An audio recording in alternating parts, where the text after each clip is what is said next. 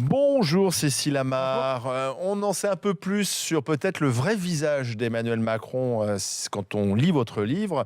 Et je vais citer une phrase que vous dites. Finalement, il est assez le symbole de cette nouvelle génération, cette fausse coolitude un peu brutale.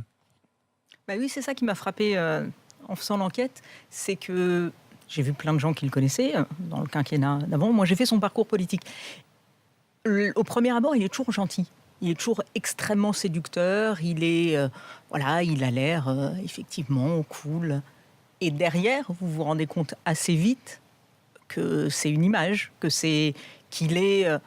J'ai vu des gens qui étaient ministres avec lui, ils disent tout ça. Ils disent, enfin, toute une partie d'entre eux, ils disent, en fait, il a toujours un double discours. C'est-à-dire qu'il vient vous voir, il vous dit ce dont il pensait à l'époque qu'ils étaient modernistes, entre guillemets. Vous êtes super, ton projet, c'est vachement bien. Et puis, quand il était à l'Élysée et qu'il était donc chargé de défendre leur projet en réunion interne et de défendre les arbitrages, il n'y avait plus personne. Voilà, j'ai vu des amis à lui qui racontent ça aussi, qui l'ont connu il y a 15 ans à l'ENA. Il a 15-20 ans, et ils disent au début vous croyez qu'il est votre ami, c'est-à-dire il vient vous voir, il vous dit c'est super, dès qu'il reçoit quelqu'un, il a lu absolument tout ce que vous avez écrit, donc il vous flatte, et puis à un moment donné, dans son ascension, il n'a plus besoin de vous, et il vous lâche. Et comme il a toujours l'air de s'intéresser à vous, c'est-à-dire qu'il vient tout le temps voir et il dit t'inquiète, faut me faire confiance.